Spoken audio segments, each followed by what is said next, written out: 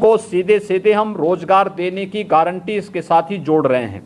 मैं इसके लिए एमएसएमई विभाग को, विभाग के मंत्री को, विभाग के प्रमुख सचिव को, अपर मुख्य सचिव वित्त के साथ साथ अपने जितने भी हमारे यहाँ पर बैंकर्स कमेटी से जुड़े हुए पदाधिकारी हैं, इन सब को मैं हृदय से इसके लिए धन्यवाद देता हूँ, बधाई देता हूँ।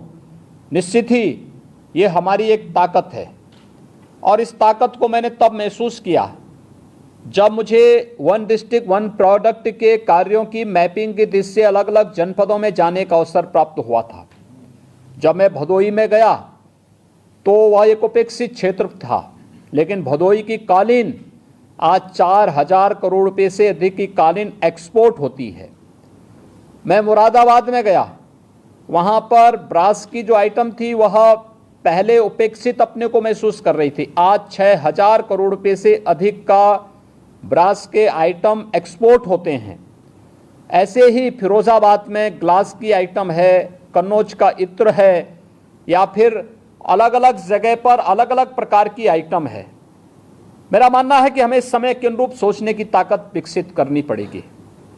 और मैं इस बात को कहता हूं क्योंकि जब गोरखपुर का टेराकोटा इसके लिए चयन हुआ, लोगों ने कहा टेराकोटा में क्या होगा, और सब तो एक हाथी जैसा बना देते हैं, घोड़ा बना देते हैं, बाकी कुछ तो नहीं। हमने कहा इसमें बहुत कुछ छुपा हुआ है, और बहुत कुछ छुपा हुआ का मतलब आज पूरी दुनिया चीन से प्लान कर रही है, एक प्रकार से नफरत से कर रही है। पूरी दुनिया जिस वैश्विक महामारी को झेल रही है, हर व्यक्ति इस बात को देख रहा है कि इसके पीछे कहीं ना कहीं चीन उसके पीछे है। उन स्थितियों में आखिर हमारे यहाँ दीपावली के अवसर पर गौरी गणेश की प्रतिमाएं चीन से क्यों आएंगी? क्या ये गोरखपुर का टेराकोटा इसकी आपूर्ति नहीं कर सकता? क्या हम उनको डिजाइन दे देंगे और उस डिजाइन के माध्यम से वह अगर उसको देंगे तो बेहतर, चीन से बेहतर प्रोडक्ट देने की क्षमता उनके पास है। हम लोगों ने जब पहला दीपोत्सव का कार्यक्रम अयोध्या में किया था तो उस कार्यक्रम में 51,000 दीपक हम लोगों ने प्रज्वलित किए थे। 51,000 मिट्टी के दीपक मंगाने के लिए हम लोगों को पूरा उत्तर प्रदेश में ढूंढने पड़े थे, तब हमें 51,000 दीपक मिल पाए थे। और विगत वर्ष हम लोगों ने 5,51,000 दीपक जलाए थे, सभी अयोध्या में बने थे। अयोध्या के ही हमारे माटी कला बोर्ड से जुड़े हुए उद्यमी थे, उन्होंने बनाए थे, और सभी लोग इस बात के लिए खुश थे कि इसके कारण उनको रोजगार मिला है। और रोजगार के साथ साथ गांव के तालाब भी इसी बहाने साफ हो गए जल संरक्षण की दृष्टि से, जिससे लोगों को हम लोग मिट्टी कुम्हारों को फ्री में उपलब्ध करा रहे थे। वे उससे मिट्टी के उत्पाद बना रहे थे, दीपक बना रहे थे या अन्य उत्पाद बना रहे थे। साथ साथ गांव के तालाब की मिट्टी निकाल कर लेते थे तो वह तालाब फिर से तैयार होता था जल संरक्षण के लिए। ये यानी कार्य भी हमारा हो जा रहा है। अन्यथा मिट्टी निकालने के लिए पैसा अलग खर्च करो और फिर उस मिट्टी को हम फेंकते थे, हर साल वो मिट्टी वहीं बह करके निकल जाती थी। लेकिन एक साथ हम लोगों ने दोनों चीज़ों का कार्य किया।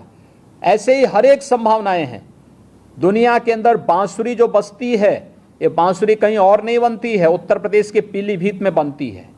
ये ढोलक दुनिया के अंदर कहीं नहीं बनता, ये उत्तर प्रदेश के अमरोहा में बनता है। हमने उसको पहचानने की ताकत हमारे पास होनी चाहिए और हम लोगों को उसको नए सिरे से आगे बढ़ा करके हम लोग अगर उसको प्रोत्साहित कर लें तो बहुत बड़ा कार्य होगा।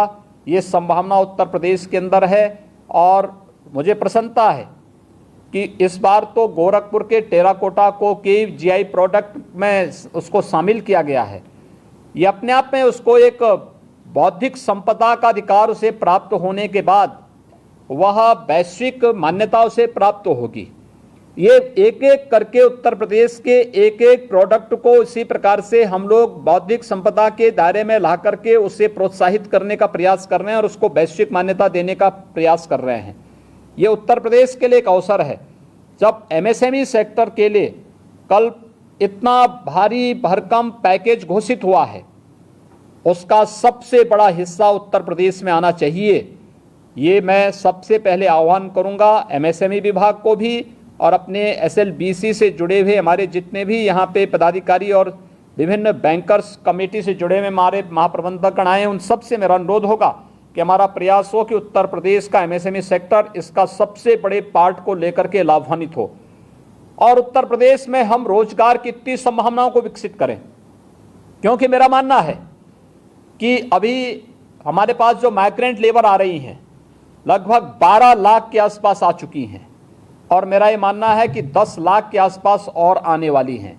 20 से लेके 25 लाख तक ये माइग्रेंट लेबर उत्तर प्रदेश में आएंगी।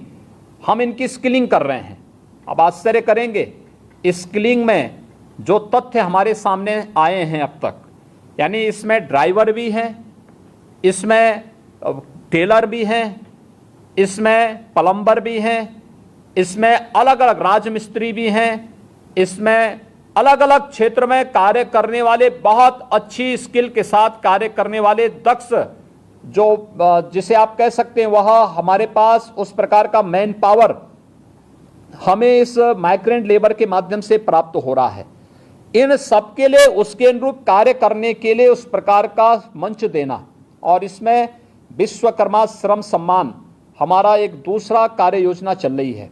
मेरा ये मानना है कि अकेले विश्वकर्मा श्रम सम्मान में हम लोग हर वर्ष 1.5 लाख लोगों को उत्तर प्रदेश के अंदर जो 15 हमने कैटेगरी तय की है, इस 15 कैटेगरी में हम लोग हर गांव के लोगों को जोड़ करके और इसमें बेहतर प्रदर्शन कर सकते हैं। 1.5 लाख के हिसाब से अगर हम प्रयास करेंगे तो बहुत बड़े मात्रा में रोजगार हम इसके माध्यम से भी सृजित कर सकते हैं। उनके लिए टूल किट उपलब्ध करवाना, उनका प्रशिक्षण देना, उनको बैंकों के साथ जोड़ना और छोटी पूंजी लेंगे वे, कोई किसी को 10,000, किसी को 25,000, किसी को 50,000, किसी को 1.5 लाख, किसी को 2 लाख, इससे ज़्यादा पूंजी उनको नहीं चाहिए क्योंकि टूल किट हम उन्हें फ्री में उपलब्ध कराएंगे और जो पैसा बैंक से वे लेंगे उसकी गारंटी सरकार लेगी, सरकार उसमें सहयोग करेगी। ये एक बड़ा कार्य इसमें हो सकता है। हम इसमें 1.5 से लेकर के 2 लाख लोगों को इसमें हर वर्ष नए रोजगार और नौकरी के साथ जोड़ने का कार्य कर सकते हैं। इसी प्रकार से मुख्यमंत्री युवा स्वरोजगार योजना और अन्य जो महत्वपूर्ण योजनाएं हम लोगों ने प्रदेश के अंदर प्रारंभ की हैं, इन योजनाओं को भी हम अगर एक साथ जोड़ लेंगे तो बहुत बड़ा कार्य हो सकता है। एमएसएमई सेक्टर में ये अपार संभावनाएं उत्तर प्रदेश के अंदर हैं और मेरा अनुमान है कि जिस तेजी के साथ एमएसएमई साथी ई पोर्टल और अन्य योजनाओं ओडीओपी के माध्यम से, विश्वकर्मा श्रम सम्मान के माध्यम से और अन्य योजनाओं के माध्यम से हमारा प्रयास होना चाहिए कि जितना भी माइग्रेंट लेबर बाहर से आया है इन्हें भी और उत्तर प्रदेश के अंदर जो लोग पहले से कार्य कर रहे हैं इन सब लोगों को हम लोग कोई ना कोई रोजगार, नौकरी और अन्य कार्यों के साथ जरूर जोड़ेंगे। मुझे बहुत अच्छा लगा है कि ये कार्य अभी लगातार युद्ध स्तर पर है क्योंकि उत्तर प्रदेश अभी मनरेगा में रोजगार देने में अग्रणी प्रदेशों में है। हम लोगों ने कल तक हमारी जो रोजगार देने की पर डे की स्थिति थी, मुझे लगता है ये कितना 25 लाख प्रतिदिन की हुई है। यानी 25 लाख, कल तक 25 लाख लोगों को रोजगार प्रतिदिन हम दे रहे थे मनरेगा के माध्यम से और ये संख्या हमारी बढ़ेगी। मेरा अनुमान है कि हम लोगों ने हर गांव में रोजगार सेवक तैनात किए हैं, उनके द्वारा जो कार्य हमारा प्रारंभ हुआ है, मेरा अनुमान है कि इस महीने के अंत तक हम इसे 50 लाख तक लेकर के जाएंगे और ये बड़ी संख्या होगी। इतनी बड़े पैमाने पर लोगों को रोजगार और उनकी संभावनाओं को आगे बढ़ाने, उन्हें भरण पोषण भत्ता के साथ जोड़ने, उनके लिए खाद्यान्न की योजना को देने और भी ढेर सारी योजनाओं को हम आगे बढ़ाने का कार्य कर रहे हैं। मुझे विश्वास है कि ये कार्य आगे बढ़ेंगे।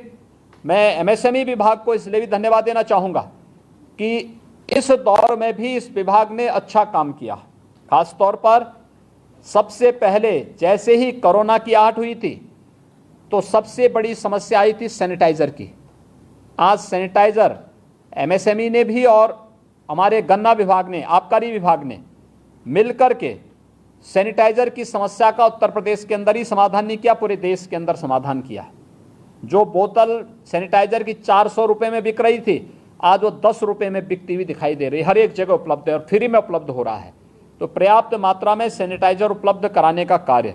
फिर हमारे साथ जैसे ही इसका संक्रमण बढ़ता गया तो पीपीई किट और ट्रिपल लेयर मास्क की समस्या सामने आई। मुझे याद है जब मैं पीपीई किट के लिए बोलता था तो एमएसएमई विभाग इस बात को कहता था कि हम पीपीई किट बना सकते हैं। आज 26 यूनिट उत्तर प्रदेश के अंदर पीपीई किट की उपलब्ध हैं।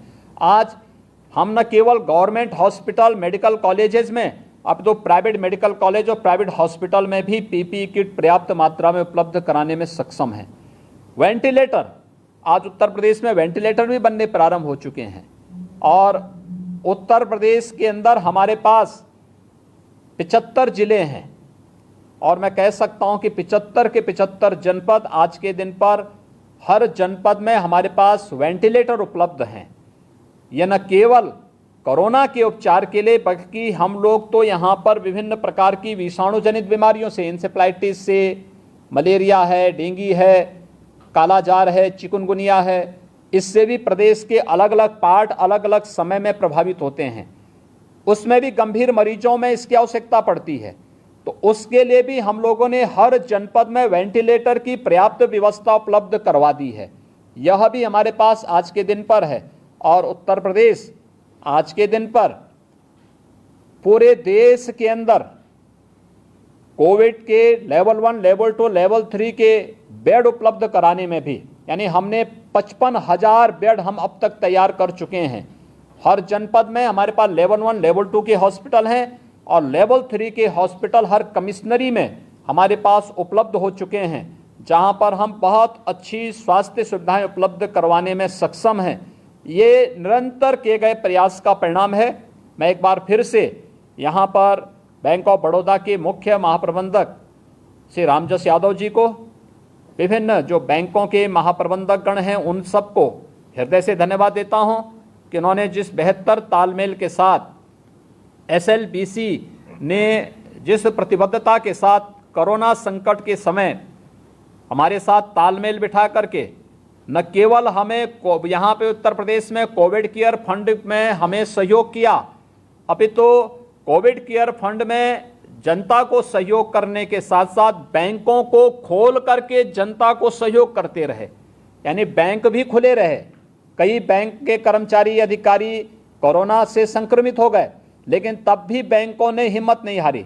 बैंक कर्मी लगातार इसमें कार्य करते रहे और फिर अब जब लोन देने की बात आ रही है तो लोन देने में भी उन्होंने अग्रणी भूमिका का निर्वहन किया और आज 26,754 से अधिक लाभार्थियों को एक साथ यहाँ पर लोन वितरित किया जा रहा है। मैं चाहूँगा कि उत्तर प्रदेश का जो सीडी रेशो अब तक कम था, एक अवसर है हम इसको कम से कम 70% तक तो अब पहुँचा दें। ये बहुत बड़ा कार्य होगा हमारे पास और एक अवसर भी, क्योंकि माइग्रेंट लेबर की असली ताकत बन जाएगी। और ये जो यहाँ से पलायन का जो एक कलंक यूपी पर था, इसको हमेशा के लिए हटाने का एक अवसर भी है कि हम लोग बहुत सारे लोगों को अलग अलग सेक्टर में, आप इसकी चिंता मत करिए, कोई पूंजी किसी की डूबेगी नहीं। राज्य सरकार साथ में है, एक एक व्यक्ति को सपोर्ट कर रही है, एक एक व्यक्ति को मॉनिटर कर रही है और हम लोग इसके माध्यम से ढेर सारे लोगों को रोजगार उपलब्ध कराने में सहायक हो सकते हैं। एक बड़ा कार्य इसमें हम लोग कर सकते हैं और इसको बढ़ाने का एक जो अवसर हमारे पास आया है, कम से कम ये जो प्रधानमंत्री जी के द्वारा जो पैकेज घोषित हुआ है 20 लाख करोड़ का, इसमें कल जो पैकेज माननीय वित्त मंत्री जी ने घोषित किया है, उत्तर प्रदेश का एमएसएमई सेक्टर इसका बहुत बड़े पार्ट का को लेकर के उत्तर प्रदेश की इतनी बड़ी आबादी को इससे लाभान्वित कर सकता है। मैं एक बार फिर से विभाग को और सभी बैंकर्स को हृदय से धन्यवाद देता हूं, लाभार्थियों को बधाई देता हूं, अपनी शुभकामनाएं देता हूं और विश्वास व्यक्त करता हूं कि पूरी मजबूती के साथ आप लोग अपने हौसलों को मजबूत करते हुए कार्य करेंगे। आप सबके प्रति मेरी शुभकामनाएं। धन्यवाद। जय हिंद।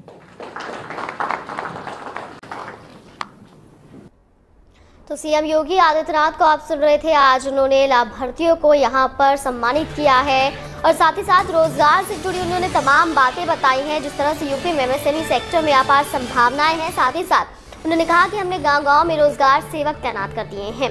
एमएसएमई विभाग ने कोरोना संकट में बेहतर काम किया है। एमएसएमई विभाग ने सैनिटाइजर की समस्या का समाधान किया।